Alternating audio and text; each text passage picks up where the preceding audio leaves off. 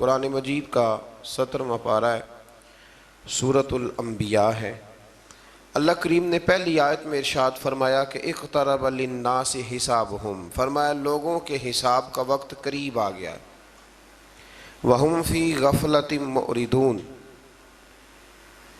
اور وہ ابھی بھی غافل ہو کر منہ پھیر رہے ہیں، غفلت میں منہ پھیر کے پھر رہے ہیں، حالانکہ اقترب للناس حسابہم، ان کے حساب کا وقت قریب آ گیا۔ جس کی عمر کل 70 سال ہے، اگر اس نے 35 سے اوپر گزار لی ہے تو پھر اس کے تو حساب کا وقت قریب آ ہی گیا ہے نا، لیکن ابھی بھی وہ غافل ہے، ابھی بھی دنیا داری کا مد و جزر ہے، ابھی بھی وہی اس کے کیف و سرور ہے۔ فرمایا غافل نہ بنو، جو دم غافل سو دم کافر، سانو مرشد اے ہو پڑھایا۔ دیکھیں نا، ایک آدمی مجبور ہوتا ہے اور ایک غافل ہوتا ہے، ان دونوں میں فرق ہے۔ ایک شخص کہتا ہے کہ رستے میں آتے ہوئے حادثہ پیش آ گیا تھا، خدا نہ خواستہ تو یہ مجبوری ہے، اور ایک یہ کہتا تھا کہ میں نا رستے میں کہیں کھڑا ہو گیا تھا، دھیان لگ گیا تھا، اس پر غصہ ہے۔ غفلت نہ ہونا چاہیے۔ حضرت سیدنا انس بن مالک رضی اللہ تعالی عنہ فرماتے ہیں، جب یہ آیت کریمہ نازل ہوئی تو میں مسجد سے باہر نکلا تو ایک صحابی اپنے مکان کی چھت بنا رہے تھے، تعمیر کر رہے تھے، اور چھت تک مکان پہنچ گیا تھا۔ میری طرف دیکھ کر فرمانے لگے کوئی نئی آیت نہیں نازل ہوئی؟ تو میں نے کہا ہاں، آیت تو حضور نے پڑھ کے سنائی ہے، اقترب للناس حسابہم، لوگوں کے حساب کا وقت قریب آ گیا، وہم فی غفلۃ معرضون، اور وہ ابھی بھی اعراض کر رہے ہیں، منہ پھیر رہے ہیں اپنی غفلت میں۔ فرماتے ہیں جب میں نے انہیں یہ آیت سنائی نا، تھوڑی دیر کے لیے وہ خاموش ہو گئے، چپ کر گئے، پھر وہ نیچے اترے، انہوں نے ہاتھ جھاڑے اور مسجد نبوی کی طرف بڑھ گئے۔ تو میں نے کہا کہاں جا رہے ہو، مکان نہیں بنانا؟ تو فرمانے لگے تمہیں نے تو کہا ہے کہ حساب کا وقت آ گیا ہے، ابھی تو تم نے آیت سنائی ہے، تو اب میں مکان بناتا رہوں؟ اب تیاری کرتے اللہ کی بارگاہ میں حاضر ہونے، اب تیاری کرتے۔ ایک بات ہمارے بزرگ فرمایا کرتے تھے، وہ کہتے تھے لوگ نوکری سے بھی ریٹائر ہو جاتے ہیں، گھر کے کام کاج سے بھی ریٹائر ہو جاتے ہیں، ایک وقت ایسا آتا ہے کہ من پسند کھانوں سے بھی بندہ ریٹائر ہو جاتا ہے، معدہ ہی برداشت نہیں کرتا، کھا ہی نہیں سکتا۔ فرمایا کرتے تھے دعا کرو اللہ ہمیں گناہوں سے ریٹائر ہونے کی توفیق عطا کرے، وہ اصل چیز ہے، اس سے بھی ہم ریٹائر ہو جائیں۔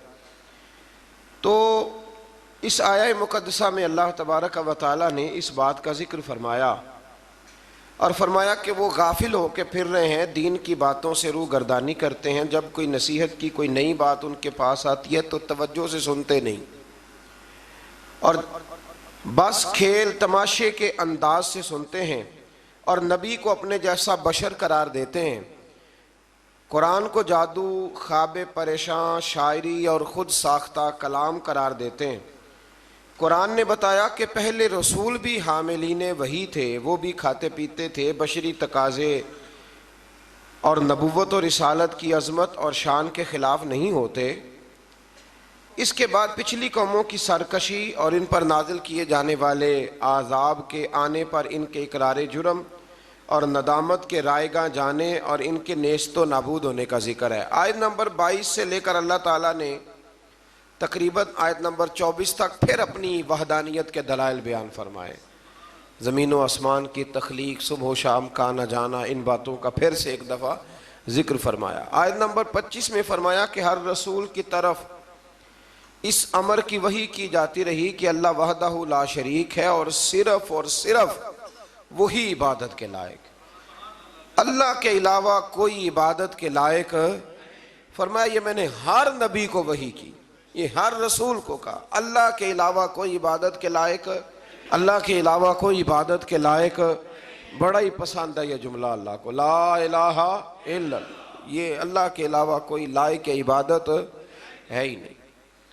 آیت نمبر 30 سے اللہ تعالیٰ نے تخلیق کائنات کے سلسلے کو بیان کرتے ہوئے فرمایا کہ آسمان اور زمین بند تھے تو ہم نے ان دونوں کو کھول دیا اور ہم نے پانی سے ہر جاندار چیز بنائی.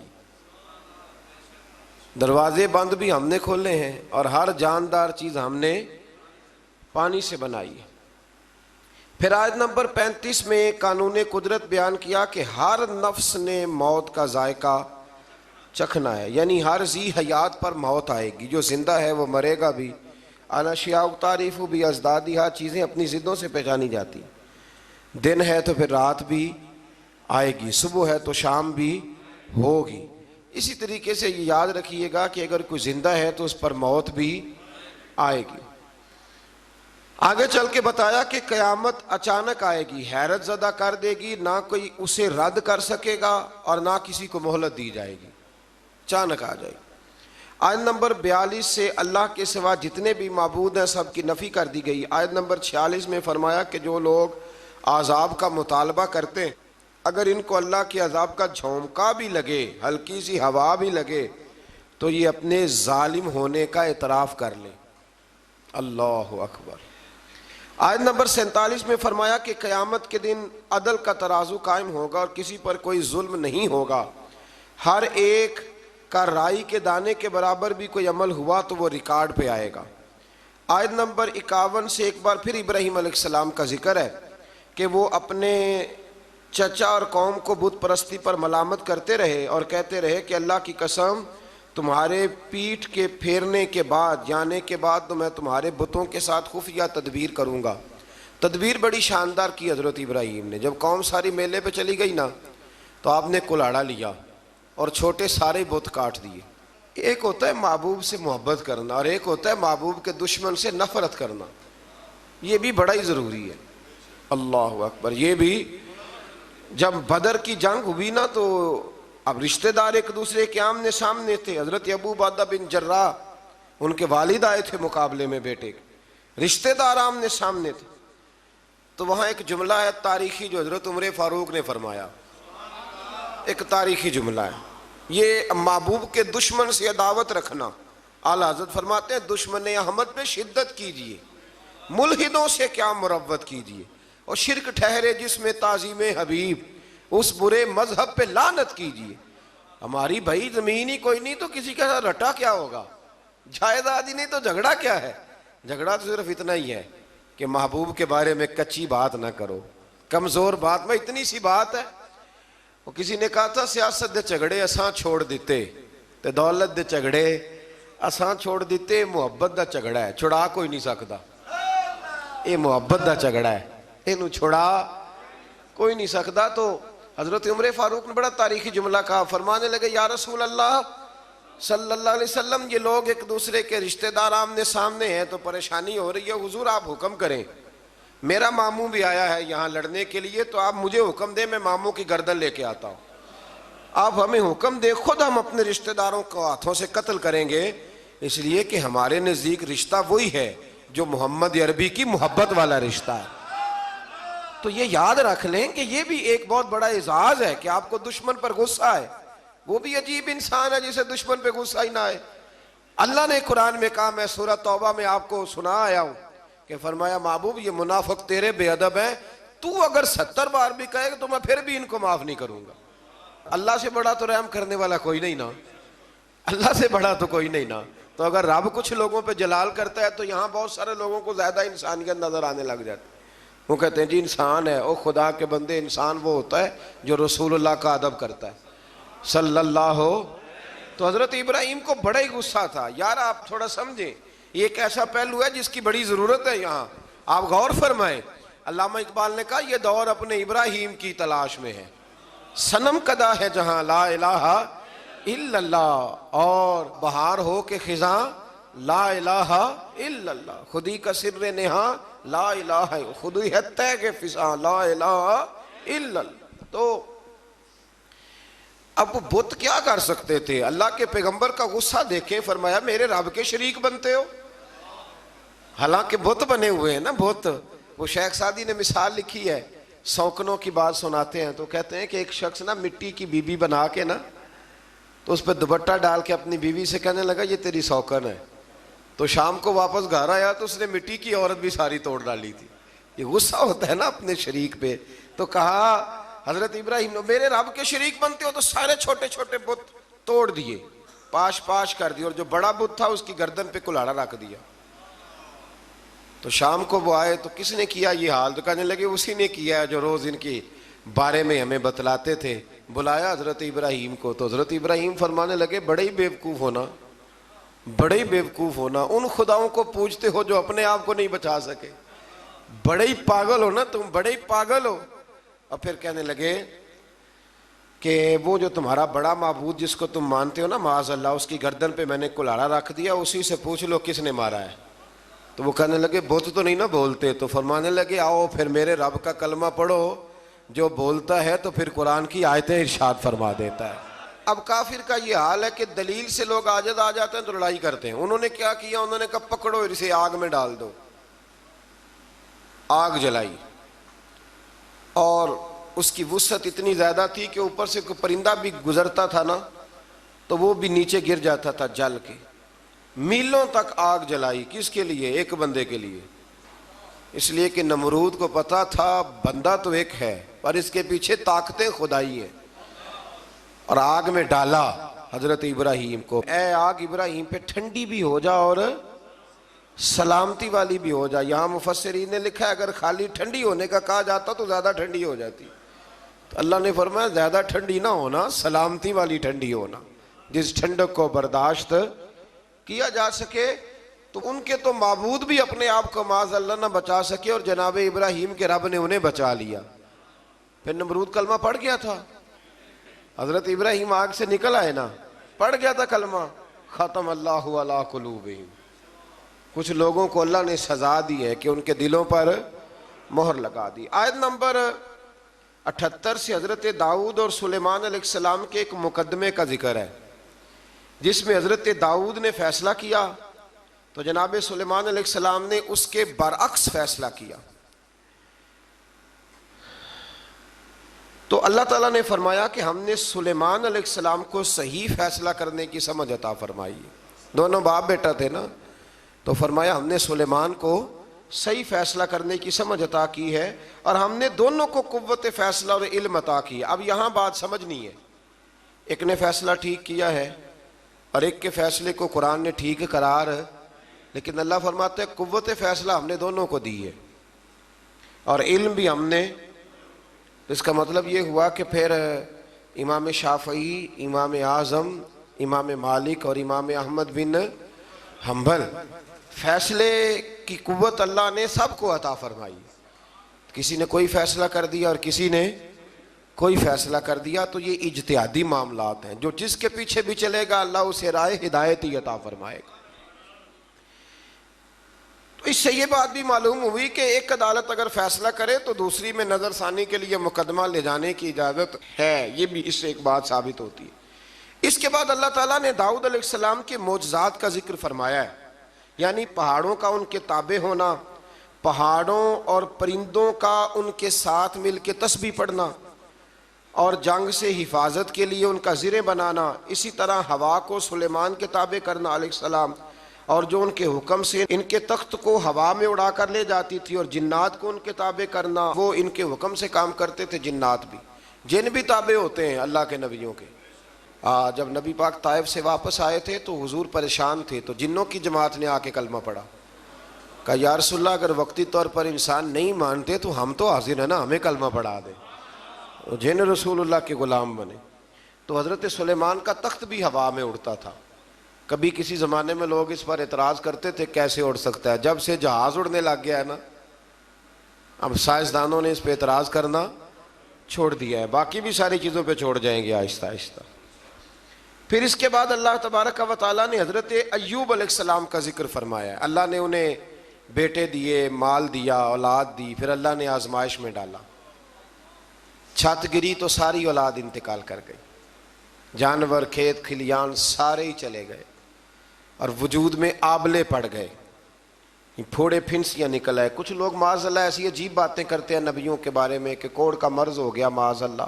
اللہ کے نبیوں پر ایسے امراض نہیں آیا کرتے, کچھ آبلے پڑ گئے. اتنا محدثین نے لکھا ہے تکلیف میں تھے.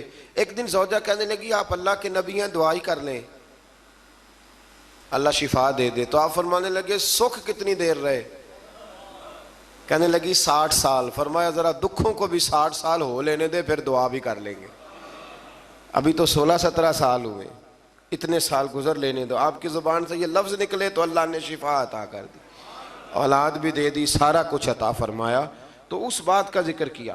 پھر اس سے آگے چل کے حضرت اسماعیل کا بھی ذکر ہے, ادریس علیہ السلام کا, ذوالکفل, ذوالنون یعنی حضرت یونس کا, اور جناب زکریہ کا بھی ذکر ہے. حضرت یونس علیہ السلام اپنی قوم سے ناراض ہو کے چلے گئے تھے اور پھر اللہ کی تقدیر سے دریا میں ڈال دیے گئے, اور دریا میں ان کو مچھلی نے نگل لیا. انہوں نے تہ در تہ ظلمت میں اللہ سے ان کلمات کے ساتھ توبہ کی, لا الہ الا انت سبحانک انی کنت من الظالمین. بزرگوں نے لکھا ہے جب بھی انسان کسی مشکل میں پڑ جائے تو یہ کلمے پڑھے, اللہ نجات عطا کر دے گا. اس کو آیت کریمہ بھی کہتے ہیں. اللہ تعالیٰ نے فرمایا تو ہم نے ان کی پکار سن لی اور انہیں غم سے نجات عطا کی, اور ہم اسی طرح مومنوں کو نجات دیتے ہیں. حضرت زکریا علیہ السلام نے اولاد کے لیے دعا کی تو اللہ تعالیٰ نے ان کو بڑھاپے میں یحییٰ علیہ السلام عطا فرمائے. پھر اس سے آگے حضرت عیسیٰ علیہ السلام اور جناب مریم سلام اللہ علیہا کا ذکر بھی انہی آیات میں. آیت نمبر 94 میں مومنین صالحین کے اعمال رائے گاہ نہ جانے اور اس کے لکھنے کا ذکر ہے. آیت نمبر 96 میں پھر ایک دفعہ یاجوج ماجوج کی قوم کا اللہ نے اس کا حال بتایا ہوں نا میں. آیت نمبر 98 سے مشرکین اور ان کے معبودوں کا جہنم کا ایندھن بننے کا بیان ہے, اور یہ کہ اگر یہ الہ ہوتے تو جہنم میں کیوں داخل ہوتے.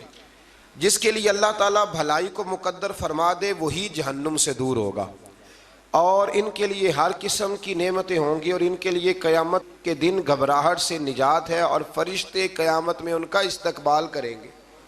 اللہ اکبر. سورۃ الانبیاء کی آخری رکوع میں آیت نمبر 107 میں اللہ تبارک و تعالیٰ نے اپنے حبیب کریم صلی اللہ تعالیٰ علیہ وسلم کو ایک بے مثل اور بے مثال اعزاز سے نوازا, اور ارشاد فرمایا وما ارسلناک الا رحمۃ للعالمین. فرمایا محبوب جس کو میں نے اپنا مخلوق بنایا ہے, خلق فرمایا ہے, ان سب کی طرف آپ کو رحمت بنا کے بھیجا ہے. اللہ اکبر. اسی صورت کی آیت نمبر 108 میں اللہ تعالیٰ نے صالح بندوں کو زمین کی حکومت دینے کا زبور میں کیے گئے وعدے کا بھی ذکر فرمایا. پھر آگے شروع ہو جاتی ہے سورۃ الحج. اچھا آپ ناراض نہ ہوئیے گا, میری رائے ہے, کچھ لوگ پوچھنے آتے ہیں نا جی فلانا کام نہیں ہو رہا, تو ان کو نہ کبھی سورت بتاتے ہیں تو سورت کا نام بھی نہیں صحیح لے پاتے. میرا خیال ہے کہ لوگوں کو قرآن مجید کی ساری سورتوں کے نام بھی نہیں آتے, یہ میرا خیال ہے, غلط بھی ہو سکتا ہے. تو سورتوں کے نام تو کم از کم یاد ہونے چاہیے نا. ایک صاحب کو میں نے کہا کہ سورہ ممتحنہ پڑھا کریں, تو کہنے لگے یہ تو میں نے آپ سے سنا ہے. تو یہ تو درست نہیں ہے نا جی, کہ ہمیں وہ چیزیں جن کا دروازے کا نام ہی نہ آئے گا تو اندر کیسے داخل ہوگی. اتنا تو ہونا چاہیے کہ نہیں ہونا چاہیے. سورہ حج شروع ہوتی ہے. اس کی پہلی آیت میں اللہ تعالیٰ نے تقوی کا حکم دیتے ہوئے قیامت کی ہولناکیوں کو بیان کیا کہ قیامت ایک زلزلے کے طور پر برپا ہوگی, اور اس کا منظر اس قدر دہشت ناک ہوگا کہ دودھ پلانے والی مائیں اپنے دودھ پیتے بچوں کو بھول جائیں گی, فراموش کر دیں گی. ہر حاملہ کا حمل ساکت ہو جائے گا. لوگ مدہوش نظر آئیں گے جبکہ وہ مدہوش نہیں ہوں گے, لیکن اللہ کے عذاب کی شدت کے باعث ان کی یہ کیفیت ہوگی. اللہ تعالی ہمیں اس دن محبوب کریم کے جھنڈے کے نیچے جگہ عطا فرمائے. آیت نمبر 3 سے بتایا کہ بعض لوگ بغیر علم کے اللہ کے متعلق جھگڑا کرتے ہیں اور اس سرکش شیطان کی پیروی کرتے ہیں جس کے متعلق لوح محفوظ میں لکھا جا چکا ہے کہ جو اس کو دوست بنائے گا وہ اس کو گمراہ کر دے گا اور اس کو بھڑکتی ہوئی آگ کے عذاب کی طرف لے جائے گا. آیت نمبر 5 سے اللہ تعالیٰ نے حشر و نشر کی صحت اور امکان پر تخلیق انسانی اور پھر انسانی عمر کے مراحل کا ذریعے استدلال فرمایا ہے. آیت نمبر 9 میں عذرائے تکبر, جو لوگ تکبر کے طور پر اپنی گردن موڑنے والے شخص کا ذکر کرتے ہوئے فرمایا کہ یہ اللہ کی راہ سے گمراہ کرنے والا ہے, اس باعث اس کے لیے دنیا میں ذلت ہے اور قیامت کے دن جلانے والا عذاب ہے, اور یہ اس کی ان بد اعمالیوں کی سزا ہے جو اس نے آگے بھیجی. بے شک اللہ بندوں پر ظلم کرنے والا نہیں ہے۔ نبی پاک علیہ السلام نے فرمایا جو دنیا میں تکبر کرتے ہیں قیامت کے دن اللہ انہیں چیونٹیوں کی شکل میں مسخ کر دے گا۔ اللہ تعالیٰ عاجزی کی توفیق عطا فرمائے۔ آیت نمبر 11 سے ان لوگوں کا ذکر کیا کہ جن کا مقصود دنیاوی مفادات ہیں، اگر انہیں کوئی بھلائی مل جائے تو وہ دین پر مطمئن ہو جاتے ہیں، اور اگر کوئی آزمائش آ جائے تو منہ کے بل پلٹ جاتے ہیں۔ ایسوں نے ایسے ہی دنیا اور آخرت کا نقصان سمیٹا، ایسے لوگ ان کی عبادت کرتے ہیں جو نہ انہیں نقصان پہنچا سکتے ہیں اور نہ ہی نفع دے سکتے ہیں، یہ دور کی گمراہی ہے۔ پھر آیت نمبر 17 میں فرمایا کہ دنیا میں بظاہر اہل ایمان، یہود، صابی، عیسائی، آتش پرست اور شرک کرنے والے ملے جلے سے ہیں، اللہ قیامت کے دن ان سب کے درمیان فیصلہ فرمائے گا، بے شک اللہ ہر چیز پر نگہبان ہے۔ آیت نمبر 18 میں بتایا کہ جو کچھ آسمانوں اور زمینوں میں ہے، سورج، چاند، ستارے، پہاڑ، درخت، چوپائے، اور بہت سے انسان اللہ ہی کے لیے سجدہ کرتے ہیں، اور بہت سے وہ بھی ہیں جن پر عذاب مقدر ہو چکا، اور جس کو اللہ ذلیل کرے گا تو اسے پھر کوئی عزت دینے والا نہیں ہے۔ بس یہ دعا کریں اللہ پردہ پوشی عطا فرمائے، اور اللہ جو عزت دے تو اپنی بارگاہ ناز سے دائمی عزت عطا فرمائے۔ آیت نمبر 19 سے مومنین اور کفار ہر دو فریق کا ذکر ہے، کفار کے لیے دردناک عذاب اور مومنین کے لیے اخروی نجات اور نعمتوں کا ذکر ہے۔ آیت نمبر 25 سے فرمایا کہ جن لوگوں نے کفر کیا اور اللہ کے راستے سے اور اس مسجد حرام سے روکنے لگے جس کو ہم نے لوگوں کے لیے مساوی بنایا، خواہ وہ مقامی ہو یا باہر سے آئیں، جو اس مسجد حرام میں ظلم کے ساتھ زیادتی کا ارادہ کرے گا ہم اس کو دردناک عذاب چکھائیں گے۔ اگر اللہ تعالیٰ کسی گروہ کو وہاں حکومت دے دو تو اس کو یہ حق نہیں پہنچتا کہ وہ دوسروں کو ذلیل کرے، یہ اللہ نے قرآن میں بیان کر دی۔ فرمایا جو مسجد حرام میں کسی کے ساتھ ظلم اور زیادتی کرے گا اللہ اسے دردناک عذاب دے گا۔ ہم یہاں بیٹھ کے کم سے کم بات کرتے ہیں، آپ کو پتہ ہے معتدل بات کرتے ہیں، ہماری خواہش نہیں ہوتی، ہم اپنی بات کرتے ہیں، کسی کو چھیڑتے نہیں، لیکن کیا وہاں بیٹھے لوگوں کا بھی تو یہ حق بنتا ہے کہ نہیں بنتا کہ وہ بھی کوئی اختلافی بات نہ کریں، یا اگر کوئی بات کرنی ہے تو پہلے پوچھ لیں، لیکن اگر وہ ہمارے بزرگوں کے نام اس طرح لے کے توہین ہو، توہین یعنی نام لیتے وقت وہ توہین کے لب و لہجے کو اختیار کریں تو یہ ظلم ہے، یہ زیادتی ہے، یہ ایک جبر ہے۔ یعنی باقی امیر ملکوں کے لوگ اگر گروپوں کی شکل میں آئیں تو وہ ٹھیک ہے، لیکن اگر غریب ملک کے 4-5 لوگ کٹھے آ جائیں تو وہ کٹھے رہ سکتے، یہ ظلم ہے، یہ زیادتی ہے۔ اللہ تبارک و تعالیٰ صبح قیامت اس کا حساب لے گا، رب کریم نے قرآن میں بیان فرما دیا ہے۔ اللہ تعالیٰ سمجھنے کی توفیق عطا فرمائے۔ جب آپ کسی قوم سے اس کے بارے میں پوچھیں گے، مطلب آپ نے منشور پوچھنا ہے پاکستان کا، الحمدللہ سارے مزدور قابل عزت ہیں، تو منشور آپ ریڈی والے سے پوچھیں گے کہ بتائیں پاکستان کی تحریک جب چل رہی تھی تو منشور دستور کیا تھا، اس کو پتہ بیچارے کو کیا، اس کو تو روزی روٹی تو فرصت نہیں۔ تو آپ اس شعبے کے بندے سے بات کریں۔ آپ نے جب اہل سنت کا عقیدہ پوچھنا ہے تو آپ کسی جاہل کو پکڑ کے پوچھیں گے، کسی ان پڑھ بندے کو پوچھیں گے؟ ایک جاہل آدمی کو کھڑا کر لیا جاتا ہے، اس سے پوچھتے ہیں جی فلانی فلانی بات بتا، تو وہ بیچارہ کیا بتائے گا؟ اگر آپ میں اخلاقی جرت ہے تو پھر آپ اس طرح کریں کہ جو کسی مذہب کے نمائندے ہیں ان کے سامنے آ کے بات کریں اور ان سے آپ دلائل لیں اور نظریہ پوچھیں۔ دیکھیں نا، ایک صاحب نے مجھ سے سوال کیا کہ آپ کہتے ہیں نبی پاک ہر جگہ موجود ہے، میں نے کہا تمہیں کس بیوقوف نے کہا؟ ہم تو یہ نہیں کہتے، ہم تو کہتے ہیں حضور اپنے مزار میں حیات ظاہری میں ہیں اور ساری دنیا کو اس طرح دیکھتے ہیں جس طرح اپنے ہاتھ کی ہتھیلی کو دیکھتے ہیں، اور جہاں چاہتے ہیں حضور تشریف لے جاتے ہیں۔ یہ ہم نے کب کہا ہے کہ اپنے وجود کے ساتھ نبی پاک ہر جگہ حاضر و ناظر ہے؟ اتنا بڑا جھوٹ لوگ بولتے ہیں۔ ایک بڑا سیاںا بیانہ بندہ ہے ایک جماعت کا، اس کی کتاب میرے پاس ہے، اس نے لکھا ہے کہ یہ جو لوگ ہیں یہ اپنے پیر کو چھوٹا خدا مانتے ہیں۔ کبھی کہا ہے کسی نے؟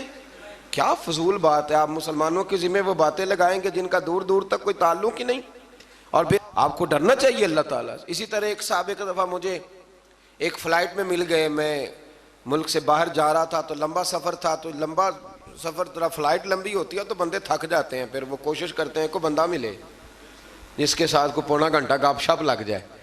تو اس نے مجھے دیکھ لیا، آ گئے، کہنے لگے جی آپ حضور کو عالم الغیب مانتے ہیں؟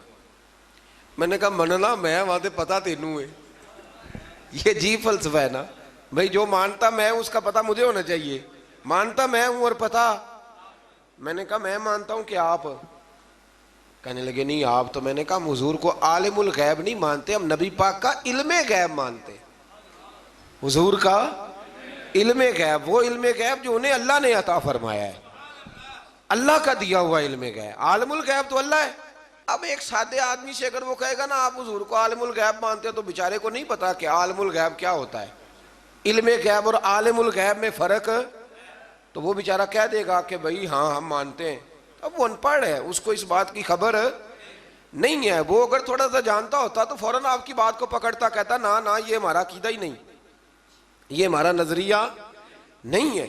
تو اس لیے سمجھ لیں. اسی طرح سے ایک بیان کاٹ کے لے آیا جی فلاں عالم نے کہا ہے کہ اللہ کے سوا کوئی مددگار نہیں. تو میں نے کہا بالکل ٹھیک ہے، اللہ کے سوا کوئی مددگار، اللہ کے سوا کوئی مددگار. تو جو جنگ بدر میں دین کے مددگار بنے تھے، جو جنگ احد میں دین کے مددگار بنے تھے، وہ کیا تھا؟ وہ اللہ کی مدد تھی، اللہ نے بندوں کے ذریعے کرائی تھی. اسی طرح کی اللہ کی مدد ہوتی ہے. تو یہ جتنے غریب ہیں الحمدللہ مسلمان بڑی سخاوت کرتے ہیں، رمضان میں دیتے ہیں نا غریبوں کو. تو مدد کون کر رہا ہے ان کی؟ تو وہ تو سیٹھ کو دعا دے کے چلے گئے، تو چودھری کو دعا. تو اس لیے سمجھ لیں اتنا لمبا نہیں ہے کہ جتنا لوگوں نے بنا دیا ہے. ورنہ اللہ تعالیٰ سمجھنے کی توفیق عطا فرمائے.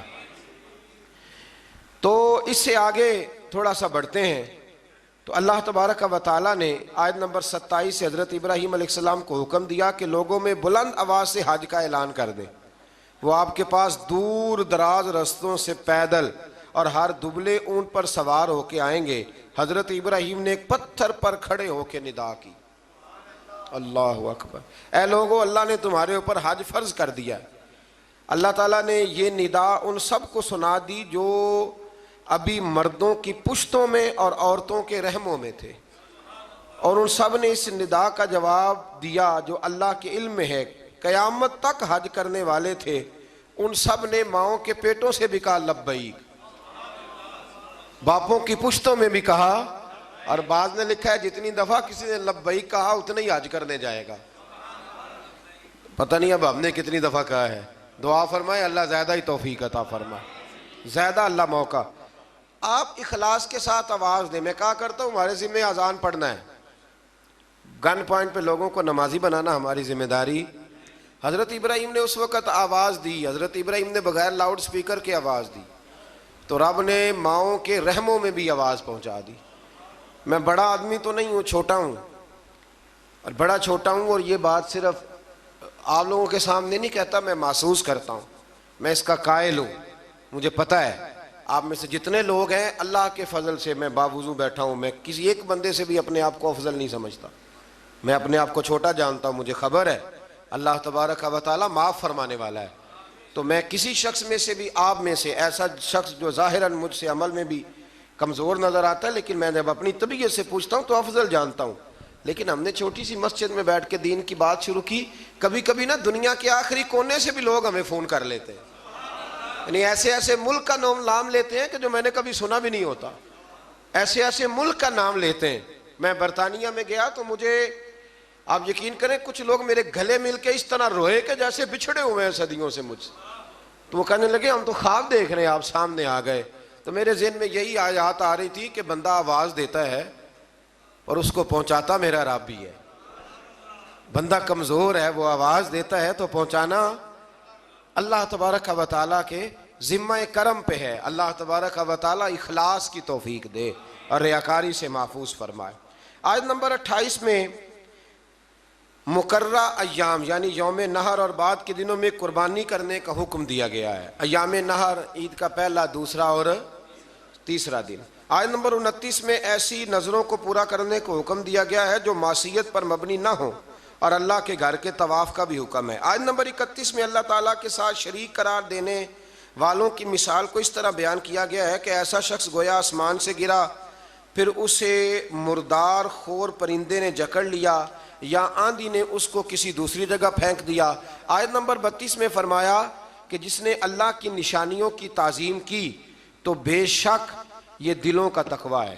آیت نمبر 34 سے فرمایا کہ ہم نے ہر امت کے لیے قربانی کا طریقہ مقرر کیا تاکہ وہ اللہ کے دیے ہوئے بے زبان چوپایوں پر ذبح کے وقت اللہ کا نام لیں۔ بس تمہاری عبادت کا مستحق ایک اللہ ہی ہے، اور قربانی کے اونٹوں کو ہم نے تمہارے لیے اللہ کی نشانیوں میں سے بنا دیا ہے، ان میں تمہارے لیے بھلائی ہے، پس تم ان کو قطار میں کھڑا کر کے ان کے نہر کرنے کے وقت اللہ کا نام لو، پھر ان سے خود بھی کھاؤ اور محتاج اور مانگنے والوں کو بھی کھلاؤ۔ آیت نمبر 37 میں عبادات میں اخلاص کی تعلیم دیتے ہوئے فرمایا کہ قربانی کا مقصد گوشت پوشت کا حصول نہیں، بلکہ قربانی کا مقصد تو اللہ کی رضا ہے۔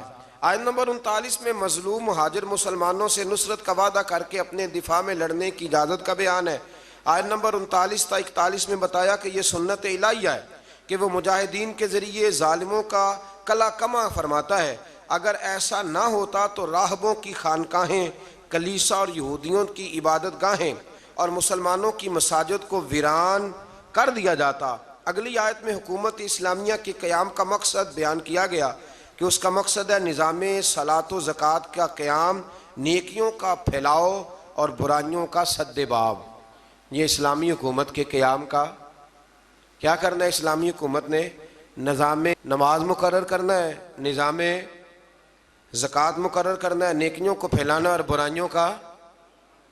تو ہمارے تو وزیر کہتے ہیں کہ مولویوں نے نہیں چلانا ملک، چلانا کس نے ہے؟ یہ اللہ ہی بہتر جانتا ہے۔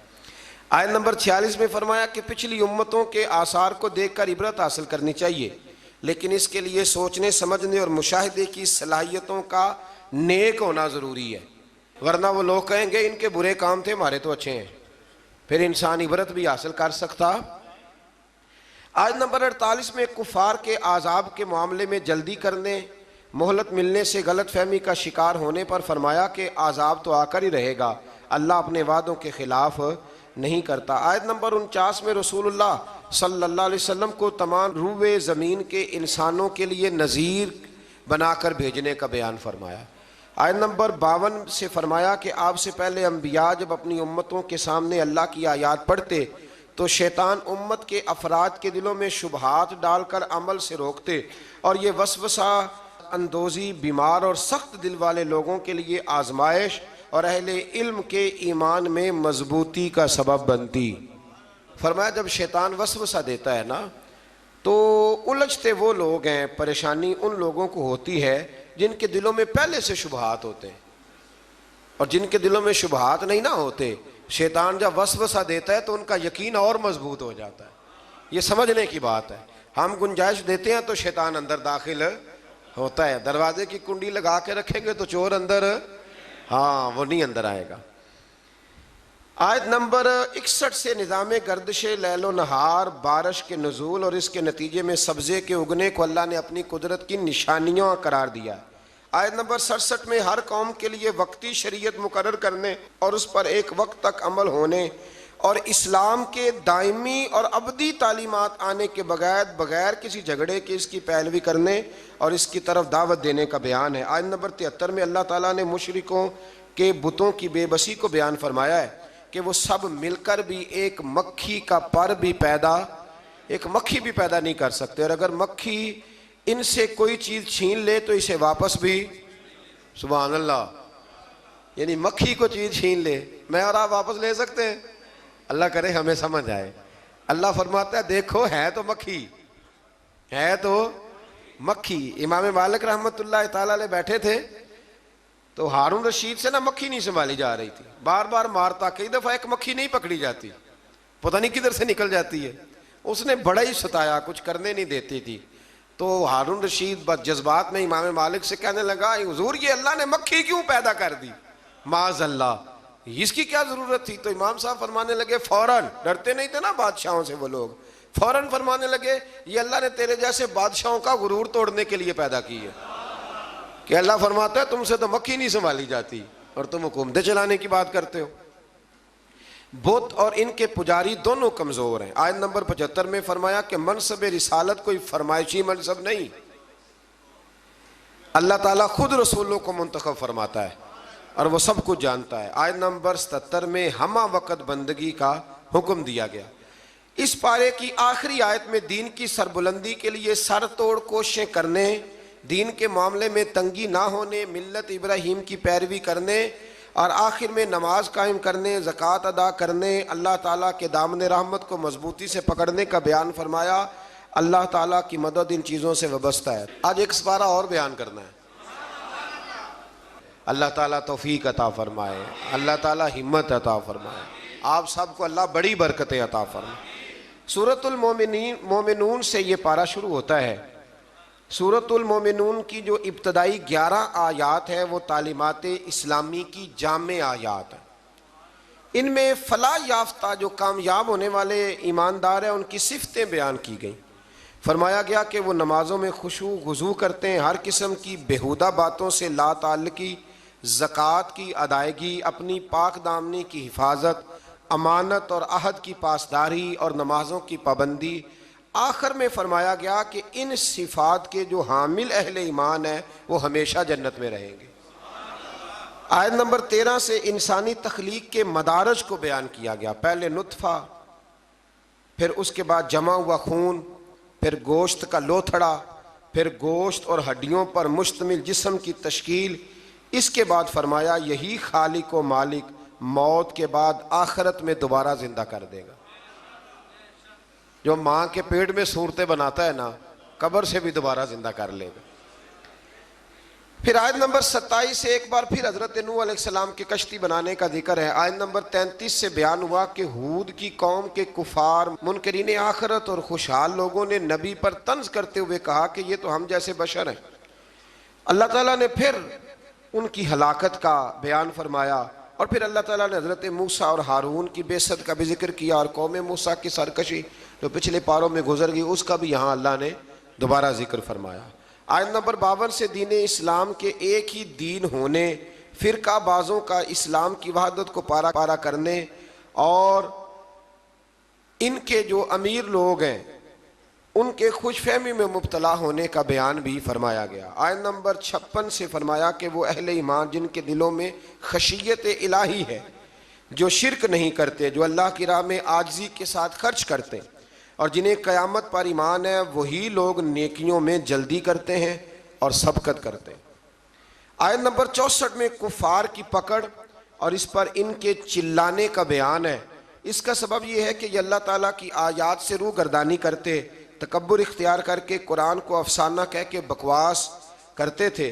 آیت نمبر 78 سے اللہ تعالیٰ کی نعمتوں کا ذکر ہے کہ اس نے انسان کو سننے کے لیے کان، دیکھنے کے لیے آنکھیں، سمجھنے کے لیے دل عطا کیا۔ گردش لیل و نہار، زندگی اور موت اسی کے قبضہ و قدرت میں۔ آیت نمبر 85 سے اللہ تعالیٰ نے استفہامی انداز میں بیان کیا کہ اگر ان منکرین آخرت سے پوچھا جائے کہ زمین اور ان کے خزانوں کا مالک کون ہے، 7 آسمانوں عرش عظیم کا مالک اللہ، ہر چیز کی بادشاہت کس کے قبضے میں ہے؟ اللہ کے، جس کے مقابل کوئی نہیں، وہ کون ہے؟ اللہ۔ تو ہر سوال کے جواب میں کہیں گے اللہ۔ تو پھر آپ ان سے پوچھئے کہ کیا تم سحر زدہ ہو، تم پر جادو ہو گیا؟ پھر اس مالک و ملک پر ایمان کیوں نہیں لاتے؟ اس کے احکام کو تسلیم کیوں نہیں کرتے؟ آیت نمبر 91 سے بیان ہوا کہ اللہ کی کوئی اولاد نہیں، اس کے سوا کوئی عبادت کا مستحق نہیں ہے۔ اگر ایسا ہوتا کہ ایک سے زیادہ خدا ہوتے تو ہر ایک اپنے لشکروں کو لے کر دوسرے پر غلبہ پانے کی کوشش کرتا، حالانکہ اللہ وحدہ لا شریک کے اقتدار کو چیلنج کرنے والا کوئی نہیں۔ اللہ اکبر۔ سورت کے آخر میں بیان فرمایا کہ انسان کو بے مقصد پیدا نہیں کیا اور اللہ کی بارگاہ میں آخری جواب دہی کے لیے لوٹ کر جانا ہے۔ آیت نمبر 96 میں برائی کو اچھائی سے دفع کرنے کا بیان ہے۔ اس کے بعد اپنے حبیب مکرم صلی اللہ علیہ وسلم کے ذریعے اللہ تعالیٰ کے بندوں کو ہر قسم کے شیطان کے شر سے پناہ دینے کا طریقہ تعلیم فرمایا۔ آیت نمبر 99 سے کفار کی موت کے وقت کی ندامت اور ان کے دنیا میں واپس جا کر نیک عمل کرنے جیسی ناممکنہ باتوں کی تمنا کرنے کا بیان بھی ہے۔ آیت نمبر 101 سے قیامت کے دن تمام رشتوں کے ختم ہونے اور اعمال کے سبب نجات ہونے کا ذکر ہے۔ آیت نمبر 106 سے اللہ تعالیٰ کی آیات کو جھٹلانے والوں کی گفتگو کہ ہماری بدبختی نے ہم کو گمراہ کیا اور اگر ایک بار ہم نکل گئے تو دوبارہ لوٹ کر نافرمانی نہ کرنے کا بیان ہے۔ اللہ تعالیٰ فرمائے گا پھٹکارے ہوئے پڑے رہو اس میں اور میرے ساتھ بات نہ کرو، تم دنیا میں مومن بندوں کا مذاق اڑاتے تھے اور وہ یہ دعا پڑھتے تھے. کافر مذاق اڑاتے تھے اور مومن کہتے ربنا آمنا، اے اللہ ہم تجھ پر ایمان لائے، فاغفر لنا ذنوبنا، ہمارے گناہوں کو بخش دے، ورحمنا، اور ہم پر رحم فرما، وانت خیر الراحمین، تو سب سے بڑھ کر رحم کرنے والا ہے. ان کو ان کے صبر کا بدلہ کامیابی کی صورت میں ملا. آیت نمبر 112 میں فرمایا کہ جب ان سے زمین پر گزاری ہوئی مدت کے بارے میں پوچھا جائے گا تو یہ کہیں گے ایک دن یا دن کا کچھ حصہ گزارا. آخری آیت میں امت محمدیہ صلی اللہ علیہ وسلم کو استغفار کرنے اور رحم کی دعا مانگنے کا حکم ہے، جو کہ یہ آیت ہے رب اغفر وارحم وانت خیر الراحمین. فرمایا یہ دعا مانگا کرو، رب اغفر وارحم وانت خیر الراحمین. پھر اس سے آگے سورۃ نور شروع ہو جاتی ہے. سورہ نور میں اللہ تعالیٰ نے خانگی اور معاشرتی احکام کو بیان کیا ہے. ابتدائی آیات میں زنا کرنے والے غیر شادی شدہ مرد اور عورت کی سزا کو بیان کیا کہ ان کی سزا 100 کوڑے ہیں جو غیر شادی شدہ ہو، اور صاحبان اقتدار اہل ایمان کو کہا گیا کہ تمہیں اس سزا کے نفاذ میں ان پر رحم نہیں چاہیے. حکمرانوں کو حکم ہے جب کوڑے مارنے ہیں زانی کو تو پھر رحم، ہاں یہ بھی دین ہے، دین نافذ کرنا پڑتا ہے. اور ہمارے یہاں نا بڑی اب ویڈیو آتی ہیں کہ وہ جی بچے رو پڑے جی بکری ذبح ہونے لگی نا جب، تو میں نے کہا یہ قوم جہاد کرے گی جو بکریوں کے ذبح ہونے پہ رو رہی ہے، اور وہ ویڈیو بنا رہا ہے ابا دیکھو میرے بچے کا بکرے سے کتنا پیار ہے. خدا کے بندے خیال کریں، جذبہ جہاد ہے، شوق ہے. جب دین نافذ کرنا ہے تو فرمایا پھر تم نے رحم والے جذبات نہیں رکھنے، اس کو یاد کر رکھیں. اور تمہاری ایک جماعت اس سزا کے نفاذ کے وقت موجود ہو. یہ تو ہے نا غیر شادی. اور شادی شدہ کی سزا کیا ہے؟ اس کو یعنی اتنے روڑے مارے جائیں گے کہ وہ ماری جائے کہ ابھی بھی یہ باز نہیں آیا. اللہ تعالیٰ سمجھنے کی توفیق دے. آیت نمبر 4 سے بیان کیا گیا کہ جو لوگ پاک دامن عورتوں پر زنا کی تہمت لگائیں پھر اس کے ثبوت میں 4 گواہ پیش نہ کر سکیں. سنو اللہ کا قرآن، ایسے ہی بیٹھ کے کہہ دیتے ہیں فلاں بی بی ایسی ہے تو فلاں بی بی ایسی ہے. شرم نہیں آتی بہو بیٹیوں کے بارے میں معاذ اللہ لوگ باتیں کرتے ہیں؟ غور کریں قرآن کیا کہتا ہے. فرمایا جو لوگ پاک دامن عورتوں پر زنا کی تہمت لگائیں پھر اس کے ثبوت میں 4 گواہ پیش نہ کر سکیں تو تم ان کو 80 کوڑے مارو، ان کو 80 کوڑے مارو اور ان کی شہادت کو بھی قبول نہ کرو.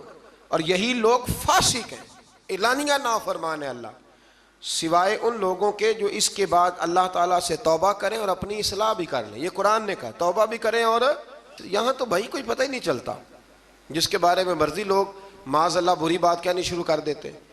آیت نمبر 6 میں یہ ضابطہ بیان فرمایا گیا کہ اگر کوئی شخص اپنی بیوی کو زنا کی تہمت لگائے اور اس کے ثبوت میں 4 گواہ پیش نہ کر سکے اور اس کی بیوی اس تہمت کا انکار کرے تو فریقین ایک دوسرے پر لیان کریں. شوہر 4 مرتبہ اللہ کی قسم کھا کے یہ کہے کہ بے شک وہ ضرور سچوں میں سے، اور 5ویں بار یہ کہے کہ اگر وہ جھوٹوں میں سے ہو تو اس پر اللہ کی لعنت. یہ اس کو کرنا پڑے گا. ایسے نہیں کسی پر معاذ اللہ لوگوں نے طلاق دینی ہوتی ہے تو الزام لگا کے نکال دیتے ہیں، ڈر نہیں آتا اللہ تعالیٰ سے. اور عورت سے حد زنا اس طرح دور ہو سکتی ہے کہ وہ 4 مرتبہ اللہ کی قسم کھا کے کہے کہ اس کا خامن یقیناً جھوٹوں میں سے ہے، اور 5ویں بار کہے کہ اس کا خامن سچوں میں سے ہو تو اس عورت پر اللہ کا غضب نازل ہو. آیت نمبر 11 اور 16 میں ایسا مضمون ہے کہ جو بیان کرتے وقت کلیجہ منہ کو آتا ہے. گھبرایا نہ کریں جب لوگ آپ کے بارے میں میرے بارے میں کوئی بات کریں. کوئی بھی مسلمان جب اس کے خلاف کوئی بات کرے تو گھبرائے نہ. سورہ نور 18واں پارہ آیت نمبر 11 سے 16 میں حضرت عائشہ صدیقہ پر جب منافقین نے الزام لگایا، اللہ اکبر، منافقین نے الزام لگایا، اس کا ذکر ہے. یارو حضرت عائشہ پر، مومنوں کی ماں پر منافقین نے الزام لگا دیا، اور میرے رسول کریم علیہ السلام کی آنکھیں آنسوؤں سے تار ہو گئیں. ابو بکر صدیق نے گھر سے نکلنا چھوڑ دیا. حضرت عائشہ اتنی بیمار ہوئی کہ بستر سے اٹھ نہیں سکتی. او لوگو، اتنی فنکاری کہ رسول اللہ کے گھر تک دنیا پہنچ گئی. مولا علی شیر خدا آئے, عرض کرنے لگے سونیا فکر نہ کریں, جو رب آپ کے وجود پر مکھی نہیں بیٹھنے دیتا وہ ناپاک عورت آپ کے بستر پہ آنے دیتا ہے. یہ کیا بات ہوئی؟ صحابہ کرام تڑپ اٹھے, یارو یہ رنگ بھی ہے. میں کہتا ہوں یہ مضمون بیان نہیں ہو سکتا. میں نے کہا تھا مخلوق تو فنکار ہے اس درجہ کے پل بھر میں, سنگے در کعبہ سے بھی اسنام تراشے, تم کون ہو کیا چیز ہے داغے کبابی, لوگوں نے تو مریم پہ بھی الزام تراش. لوگ باز آتے. پھر حضرت عمر فاروق اٹھے اور کہا آذا بہتان عظیم, یہ چھوٹا الزام نہیں, یہ بڑا الزام ہے. تو اللہ نے پھر اسی طرح سورہ نور کی آیت نمبر 11 سے 16 میں حضرت عائشہ صدیقہ پر, اللہ مومنوں کی ماں کو ہم سے راضی فرمائے. بڑا درجہ ہے اس پاک عورت کا, بڑا مرتبہ. ساری جوانی رسول اللہ کے دین کے نام کر دی, بڑی خدمت کری, بڑی نوکری کری, بڑا کام کیا. حضرت مجدد الفسانی رحمت اللہ علیہ فرماتے ہیں جب میں حضور کے لیے سال ثواب کرتا نا, وہ چیز پکاتا ختم شریف, تو میں حضور کے اہل بیت کو صحابہ کئیوں کے نام لیتا, کئیوں کے نہ لیتا, سب کے لیے بھی نہیں جاتے. کہتے ہیں میں کئیوں کے نام لیتا لیکن کوئی معاذ اللہ بغض دعوت نہیں. ویسے میرے منہ سے نا حضرت عائشہ کا نام کبھی نکلا ہی نہیں, نہ میں نے لیا. تو کہتے ایک دن مجھے رسول کریم کی زیارت ہوئی تو حضور نے فرمایا تو میری عائشہ کا نام ہی نہیں لیتا, تجھے پتہ نہیں میں روٹی عائشہ کے گھر کھاتا ہوں اور تم وہاں سال ثواب ہی نہیں کرتا. وہ میرے لیے کھانے پکاتی ہے, میں اس کے گھر کھانا کھاتا ہوں. اور یہ وہ میرے محبوب کی پیاری زوجہ ہے کہ حضور نے فرمایا عائشہ میرے نکاح میں آنے سے پہلے حضرت جبریل نے مجھے تیرا نقشہ دکھایا تھا, گویا تیری فوٹو دکھائی تھی, اور فرمایا عائشہ جب تو مجھ سے راضی ہوتی ہے تب بھی مجھے پتہ چل جاتا, اور جب تو ناراض ہوتی ہے تو تب بھی پتہ چل جاتا. حضرت عائشہ کہنے لگی حضور میرے ماں باپ قربان ہو, آج بتائیں تو صحیح آپ کو کیسے پتہ چلتا ہے؟ تو حضور فرمانے لگے جب تو مجھ سے راضی ہوتی ہے نا تو کہتی ہے مجھے رب محمد کی قسم, اور جب تو ناراض ہوتی ہے تو کہتی ہے مجھے رب ابراہیم کی قسم. فرمایا رب ابراہیم کا بھی ہے, لیکن جب تو میرے نام سے رب کریم کو پکارتی ہے تو لگتا ہے آج تو بڑی راضی ہے. رسول کریم علیہ السلام کا وہ پیار, وہ محبت. 40 سال حضور کے بعد وہ حیات رہیں, چوتھا حصہ دین میرے رسول کریم کا امت کو انہوں نے پہنچایا. حضرت فاطمہ کی شان میں حدیثیں حضرت عائشہ صدیقہ نے بیان فرمائی. حضرت عائشہ نے, جناب ختیجۃ الکبریٰ کے تذکرے حضرت عائشہ نے ہمیں بتائے. اتنی سچی بی بی کے بارے میں بات کرتے ہو, یاد رکھو صبح قیامت بھی یہ ساری ام المومنین میرے محبوب کے ساتھ جنت میں موجود ہوگی. دعا فرمائے اللہ ہمیں ان ماؤں کا صدقہ خیرات عطا فرمائے. تو آیت نمبر 11 سے 16 میں حضرت عائشہ صدیقہ پر جو منافقین نے تہمت لگائی اس کی جانب اشارہ فرمایا, اور ان چیزوں کا سد باب کیا جو معاشرے کے بگاڑ کا باعث ہو سکتی ہیں. جن منافقین نے یہ تہمت لگائی تھی ان کا پردہ فاش کیا. جو مسلمان منافقین کے بجھائے ہوئے حسین جال میں پھنس گئے تھے ان پر عتاب فرمایا اور ان کو تنبیہ کی وہ آئندہ ہوشیار رہیں اور منافقین کے کہنے پر نہ آئے. منافق مسلمانوں کی عزت و ناموس کو برباد کرنے کے در پہ, اس لیے مسلمانوں کے لیے جائز نہیں کہ وہ سنی سنائی بات کو آگے بڑھا دیں, بلکہ مومن مردوں اور مومن عورتوں کو اپنوں کے متعلق, یہ اللہ فرماتا ہے, اپنوں کے متعلق نیک گمان کرنا چاہیے. اور اگر تہمت لگانے والے اس تہمت پر 4 گواہ نہ لائیں تو وہی اللہ کے نزدیک جھوٹے ہیں. اور اگر دنیا اور آخرت میں تم پر اللہ کا فضل اور اس کی رحمت نہ ہوتی تو تم نے جس تہمت کا چرچا کیا تھا اس کی وجہ سے تمہیں بہت بڑا عذاب پہنچتا. تم نے اس کو سنتے ہی یہ کیوں نہ کہا کہ ایسی بات کرنا ہمارے لیے جائز نہیں. اے اللہ تو پاک ہے اور یہ بہت ہی سنگین بہتان ہے, یہ بہت ہی, میں کہتا ہوں منافقین نے کیا تو ظلم, پر دیکھیں پھر اللہ نے حضرت عائشہ کی برات قرآن میں بیان فرما دی اور سورہ نور اتری حضرت عائشہ کی برات کے لیے. نام بھی کیا ہے؟ سورہ نور. آیت نمبر 19 سے یہ فرمایا کہ جو لوگ یہ چاہتے ہیں کہ ایمان والوں میں بے حیائی کی بات پھیلے ان کے لیے دنیا اور آخرت میں دردناک عذاب ہے. آیت نمبر 21 سے فرمایا کہ اے ایمان والو شیطان کے قدم بقدم نہ چلو, کیونکہ جو شخص شیطان کے قدم بقدم چلے گا تو بے شک شیطان بے حیائی اور برائی کے کاموں پہ ابھارتا ہے. آیت نمبر 22 میں رشتہ داروں اور مسکینوں کی دل آزاری کے سبب ان پر خرچ کرنے سے ہاتھ نہ روکنے، معاف کرنے اور درگزر کرنے کا بیان ہے۔ یہ بھی سمجھنے والی آیت ہے۔ فرمایا کہ تم نے جب کسی پہ خرچ کرنا ہے تو اسے معاف بھی کرنا ہے اور درگزر بھی کرنا ہے۔ اگر عادتیں دیکھ کے خرچ کرو گے پھر تو کسی پہ بھی نہیں ہو سکتا، معاف کرو گے، درگزر کرو گے تو پھر ہی کسی کے ساتھ نیکی ہو سکتی ہے۔ آیت نمبر 23 سے پاک دامن بے خبر ایمان والی عورتوں پر بدکاری کی تہمت لگانے والوں کے لیے دنیا اور آخرت میں لعنت اور بہت بڑے عذاب کا بیان ہوا، جس دن ان کے خلاف ان کی زبانیں، ان کے ہاتھ، ان کے پاؤں گواہی دیں گے کہ وہ دنیا میں کیا کرتے رہے۔ اس دن اللہ تعالیٰ کے حق اور انصاف کے ساتھ ان کو پورا بدلہ دے گا۔ آپ ایک بات سمجھ رہے ہیں ان آیات میں، مرد پر الزام لگانے کی بات ہی کوئی نہیں ہو رہی۔ اس کا مطلب ہے دنیا میں زیادہ الزام زنا کا کس پہ لگتا ہے؟ اللہ تعالیٰ توفیق عطا فرمائے۔ ہے نا عجیب بات۔ وہ میرے پاس ایک صاحب آیا کرتے تھے تو انہوں نے پسند کی شادی کی ہوئی ہے۔ ایک دن مسئلہ پوچھنے آئے تو مسئلہ پوچھنے نہیں آئے، مجھے اطلاع دینے آئے۔ کہنے لگے کہ بہن کا قتل جائز ہے؟ میں نے کہا، اور بڑے سٹائل سے، خونخوار آنکھوں سے۔ میں نے کہا کیوں جی؟ کہنے لگے جی اگر وہ غلط ہو جائے تو مار نہیں دینی چاہیے۔ میں نے کہا کیا غلط ہوئی ہے، کیا اس نے کیا؟ کہنے لگے وہ کہتی ہے مرضی سے شادی کروں گی۔ تو میں نے کہا ٹھیک ہے، وہ اگر غلط جگہ پہ اصرار کر رہی ہے تو ٹھیک نہیں، لیکن آپ کے لیے قتل تو پھر بھی جائز نہ رہا۔ ہاں اگر کوئی بہت بڑی غلط بات کرے تو اس کی کچھ نہ کچھ سزا ہے، لیکن یہ جو انداز ہے۔ تو میں نے کہا وہ صاحب آپ نے بھی تو پسند کی ہے نا، لڑکے یہ کام کر لیں تو پھر ایسا بھی کبھی ہوا ہے کہ باپ کی غیرت چھا گئی کہ لڑکا میرا جو پسند کی شادی کر رہا ہے لڑکا قتل کر دوں؟ لڑکوں کو کیوں نہیں قتل کرنے نہیں چاہیے، لیکن میں مثال دے رہا ہوں، وہاں نہیں غیرت جاگتی؟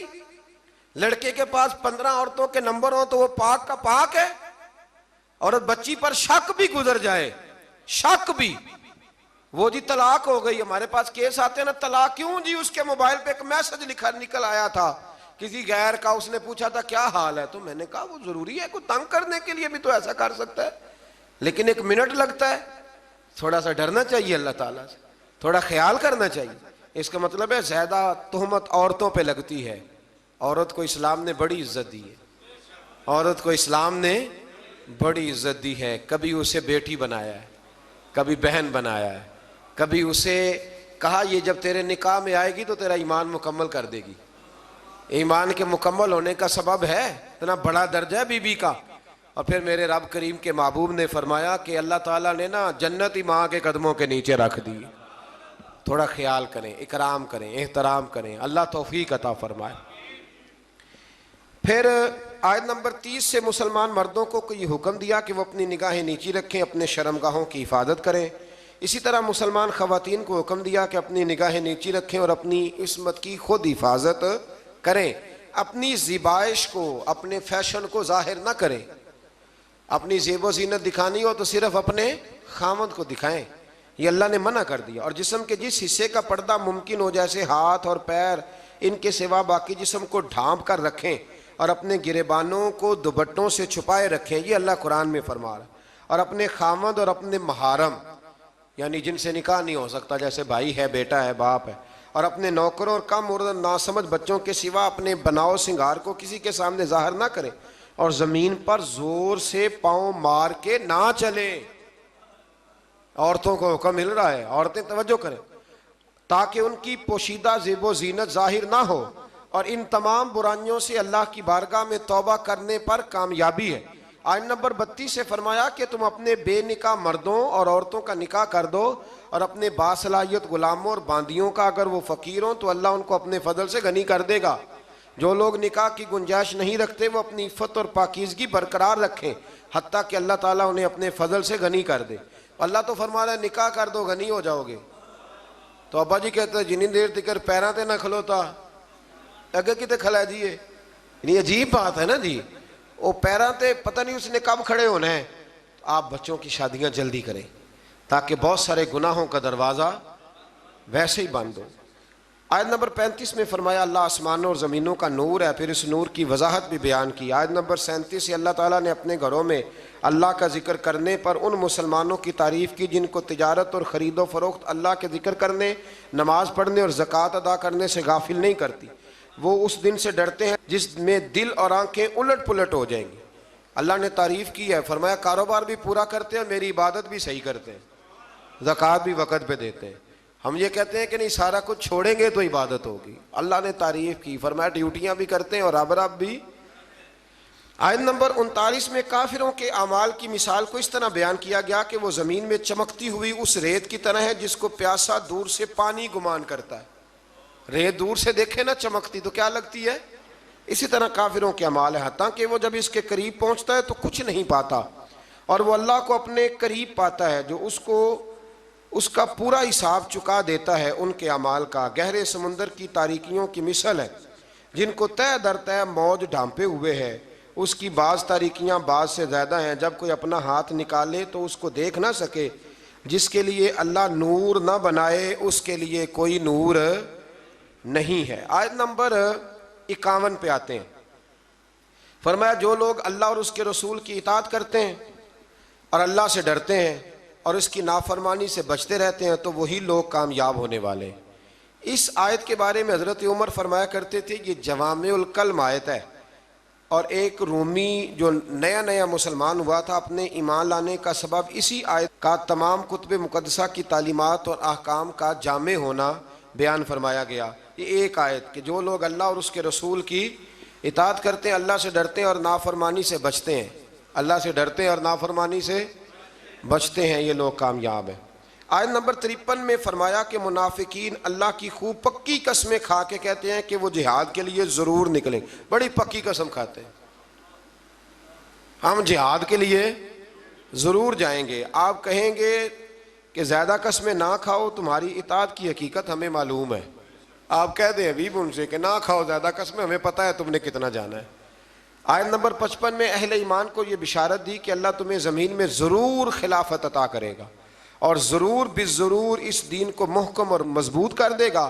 تم نماز قائم کرو، زکوٰۃ ادا کرو اور اخلاص کے ساتھ رسول کریم علیہ السلام کی اطاعت پر ڈٹے رہو. اللہ تمہارے خوف اور پریشانی کو حالت امن اور سکون سے بدل دے گا. آیت نمبر 58 سے پردے کے احکام کی وضاحت فرمائی کہ تمہارے نوکروں اور نابالغ بچوں کے لیے بھی 3 اوقات میں اجازت حاصل کرنی ضروری ہے. نماز فجر سے پہلے، ظہر کے وقت جب تم اپنے فالتو کپڑے اتار دیتے ہو، عشاء کی نماز کے بعد جب تمہارے لڑکے بلوغت کی عمر کو پہنچ جائیں تو ان کو بھی اجازت طلب کر کے آنا چاہیے جیسا کہ ان سے پہلے مرد اجازت طلب فجر سے پہلے، ظہر کے وقت. اس وقت بھی کچھ لوگ سویا کرتے تھے. اور عشاء کی نماز کے بعد جب بھی کوئی گھر میں جائے تو کیا کرے؟ کہنے اپنے گھر جان دی بھی اجازت لوا، ہاں وہیں تو اجازت لینی ہے. آپ اجازت لیں. جو بھی کسی کے آرام کا وقت ہو نا اس میں آپ بے دھڑک نہ چلے جائیں، اس لیے کہ نہ جانے کوئی کس حالت میں ہو. اللہ سمجھنے کی توفیق عطا فرمائے. آیت نمبر 60 سے فرمایا جو بوڑھی عورتیں جو نکاح کی امید نہیں رکھتی ان پر اضافی پردہ اور حجاب کا اہتمام نہ کرنے میں کوئی گناہ نہیں، لیکن اگر وہ اس میں بھی احتیاط کرے تو ان کے لیے زیادہ افضل ہے. ایسی بوڑھی عورت جو نکاح کے قابل نہ رہے اس پر حرج کوئی نہیں، لیکن کرے گی پردہ تو اس کے لیے بھی بہتر ہی ہے. یہاں بڑی جلدی لوگ اس سے گنجائش لے لیتے ہیں، جو میں نے کہا ہے اس پر غور کیجئے گا. آیت نمبر 61 میں معذور لوگوں اور دیگر مسلمانوں کو اپنے والدین، رشتہ داروں اور دوستوں کے گھر سے کچھ کھا پی لینے کی اجازت دی گئی ہے. اس کے بعد اکیلے اور مل کر کھانے کی اجازت ہے، اور گھر داخل ہوتے وقت گھر والوں کو سلام کرنے کا بیان ہے. پتر نہ سلام لوے تو وہ شامت آ جاندی، تین نہیں پتہ سلام لئیدا ہے. اگر ابا جی نہ لے تو چلے میں اگلی بات ہی نہیں کرتا چونکہ مسئلہ نہ بن جائے کوئی. ابا جی کو بھی تو لینا چاہیے سلام کے نہیں. بچے کہتے ہیں ہمیں لیکچر ملتے ہیں اور ابا جی خود سلام نہیں لیتے. میرا خیال ہے اگر ابا جی سلام لیں گے تو پھر بچوں کو لیکچر دینے کی ضرورت ہے، وہ خود بخود سلام لے لیں گے. آیت نمبر 62 میں انتظامی آداب کا بیان فرمایا گیا. مومنین صرف وہی ہیں جو اللہ اور اس کے رسول صلی اللہ علیہ وسلم پر حقیقتاً ایمان رکھتے ہیں، اور جب وہ کسی مجتمع ہونے والی مہم میں رسول اللہ صلی اللہ علیہ وسلم کے ساتھ ہوتے ہیں تو ان کی اجازت کے بغیر کہیں نہیں جاتے. اے رسول صلی اللہ علیہ وسلم، جو لوگ آپ سے اپنے کام کے سلسلے میں اجازت طلب کرتے ہیں آپ ان میں سے جسے چاہے اجازت دیں اور ان کے لیے اللہ سے مغفرت طلب کریں. حضور چاہیں تو اجازت دیں اور چاہیں تو. آیت نمبر 63 میں بارگاہ رسالت کے آداب گفتگو اور انداز خطاب کا بیان ہے، اور نبی کریم علیہ السلام کی نافرمانی پر مرتب ہونے والے عذاب سے ڈرایا گیا ہے کہ تم رسول اللہ صلی اللہ علیہ وسلم کے بلانے کو ایسا قرار نہ دو جس طرح تم آپس میں ایک دوسرے کو بلاتے ہو. اور جو لوگ رسول اللہ صلی اللہ علیہ وسلم کے حکم کی خلاف ورزی کرتے ہیں وہ اس سے ڈریں کہ انہیں کوئی مصیبت پہنچ جائے یا انہیں کوئی دردناک عذاب پہنچ جائے۔ بے شک اللہ ہی کی ملکیت ہے جو کچھ آسمانوں میں ہے اور جو کچھ زمینوں میں ہے۔ اللہ کو تمہارے حال کا خوب علم ہے، جس دن وہ اللہ کی طرف لوٹائے جائیں گے تو ان کے کیے ہوئے سب کاموں کی خبر دے گا، اور اللہ ہر چیز کو جاننے والا ہے۔ آخر پہ آتی ہے جی سورۃ الفرقان۔ سورۃ الفرقان کی آیت نمبر 4 سے اس بات کا بیان ہے کہ کفار نے قرآن مجید کے کلام الہی ہونے کا انکار کیا اور اسے رسول اللہ صلی اللہ علیہ وسلم کا خود ساختہ کلام قرار دیا کہ پچھلے لوگوں کا کوئی افسانوی کہانیاں معاذ اللہ جو انہوں نے لکھوائی ہیں۔ کفار مکہ کے اس اعتراض کا بھی ذکر ہے کہ یہ رسول کھانا کھاتے ہیں، بازاروں میں چلتے ہیں، ان کی تائید کے لیے کوئی فرشتہ کیوں نہ اتارا گیا، انہیں کوئی خزانہ اور باغات کیوں نہ عطا کیے گئے، اور انہوں نے اللہ اور اس کے رسول صلی اللہ علیہ وسلم کو سحر زدہ بھی کہا معاذ اللہ، اور قیامت کے دن کو بھی جھٹلایا۔ اللہ تعالیٰ ان کی ان بے تکی باتوں کا رد فرمایا کہ قرآن کو اللہ کا کلام کہا، اور یہ کہ پہلے رسول بشری تقاضوں کے تحت کھانا بھی کھاتے تھے، اپنی ضرورت کے لیے بازار بھی جاتے تھے، یعنی بشری ضروریات نبوت اور رسالت کے منافی نہیں ہوتی۔ آج کل پیری مریدی میں بھی یہی مسئلہ ہے، پیر صاحب کو ہنسنا بھی نہیں چاہیے، انہوں کہیں آنا جانا بھی نہیں چاہیے، یعنی پیر صاحب کا تو یہاں تک حال خراب ہو جاتا ہے کہ کسی نے نا پیر صاحب کو دیکھ لیا نا کسی جگہ کسی ہوٹل میں بیٹھ کے کھانا کھاتے تو کہتے تسی اتنے روٹی کھانا آئے ہو، وہ خدا کے بندو یہاں انسان نہیں آتے روٹی کھانے۔ دیکھیں نا قرآن کس طرح ہمیں ترتیب سے چیزیں سمجھاتا ہے، کہتے جناب آپ یہاں کھڑے ہیں، چلو جی ٹھیک ہے جی، یہاں نہیں کھڑے ہوتے۔ میں ایک دفعہ بچوں کے جوتے لینے چلا گیا، مجھے ایک صاحب کہنے لگے صاحب تسی ادھر کدھر آئے ہو؟ میں کہ یار میرے بھی 4 بچے نے، تو یہ لڑائی کر رہے تھے میرے ساتھ، مجھے جانا پڑتا ہے، مجبوری ہے، انہوں نے بھی جوتے پہننے، تو اب یہاں تک معاملہ آپ کو دیکھنا پڑتا ہے کہ جناب آپ جوتے لینے چلے گئے، آپ بازار ہی چلے گئے۔ بھائی ہر جگہ ماحول ہوتا ہے اور آپ چیزوں کو لیول پہ رکھا کریں۔ اور کمال پتہ کیا ہے کہ نبی کو بازار میں بھی دیکھا جائے پھر بھی ادب ہی کیا جائے، اور غار ثور میں دیکھا جائے تو پھر بھی، یہ کمال ہے نا کمال کی بات۔ حضرت صدیق اکبر نے حضور کو سوتے بھی دیکھا، جاگتے بھی دیکھا، گھوڑے پہ بھی دیکھا، اونٹ پہ بھی دیکھا، غار ثور میں بھی دیکھا، اکیلے میں بھی دیکھا، 1,44,000 کے مجمع میں بھی دیکھا۔ تو کسی نے کہا ابو بکر رج گئے ہو؟ کہنے لگے کہاں، میرا تو دل کرتا ہے وہ بیٹھا رہے اور میں دیکھتا ہی رہوں۔ یہ کمال ہے، یہ کمال ہے کہ آپ کا ادب پھر بھی برقرار رہے، پھر بھی آیت نمبر 12 سے کفار کے لیے عذاب جہنم اور جہنم کی سختیوں اور مومن کے لیے دائمی جنت اور اس کی نعمتوں کا بیان ہے۔ آیت نمبر 17 سے کفار اور ان کے معبودوں کے اکٹھے ہونے اور معبودان باطلہ کا سارا الزام کفار پہ لگانے کا ذکر ہے۔ اللہ ہماری حاضری قبول فرمائے۔